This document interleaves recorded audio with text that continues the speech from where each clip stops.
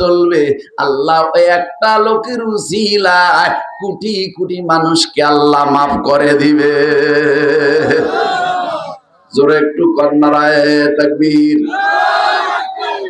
এবার আসুন সরাসরি আমি আপনাদের সামনে সূরা আস তেলাওয়াত করছি। সবচাইতে ছোট সূরা, সিরিয়াল নাম্বার অনুযায়ী সূরাটি হইল 103 নম্বর সূরা। কোরআন শরীফে কয়টা সূরা? 114টা। মাশাআল্লাহ, জোরে কোন। এনা যদি বইয়া থাকেন তাহলে স্লোগান খালি হয়ে না দিবেন সুঙ্গা মার খায় আর হইছে মার খায়, কোনো লাভ নাই। আমরাও তো দেই, বুঝেন না? হুজুরেরও তো দেয়। আনবেন হুজুরের কি ভাও ওরে বাবার দেশটা উল্টে লাইতে আছে, সব খায়া লাইব বস্তা ভরিয়া একেবারে। এমন খাওয়া কর সিউন চাউন তো বলেন এটি খায়ার মোড় হওয়া লাগবো। জন্য আল্লাহ রাব্বুল আলামিন এই সূরাটাকে 103 নম্বর সূরা হিসাবে নাজিল করেছেন। আয়াত তার মধ্যে 3টা। আল্লাহ বেজরকে পছন্দ করেন। আল্লাহু ইউহিব্বুল বিতরা। আল্লাহ এই সূরার মধ্যে একটা রুকু নাজিল করেছেন। আয়াত 3টা। আয়াত কয়টা? জোরে কোন আয়াত কয়টা? 3টা। আল্লাহ রাব্বুল আলামিন 3টা আয়াত নাজিল করলেন। আল্লাহ রাব্বুল আলামিন আহকামুল হাকিমিন 3টা আয়াত নাজিল করেছেন।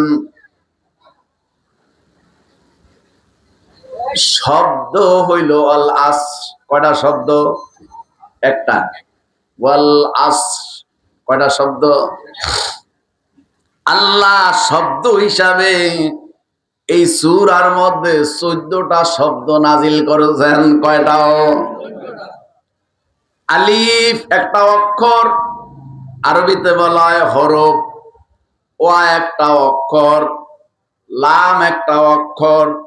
এই অক্ষর হিসাবে আল্লাহ রাব্বুল আলামিন 74টি অক্ষর আল্লাহ হরফ এই সূরার মধ্যে নাজিল করেছে।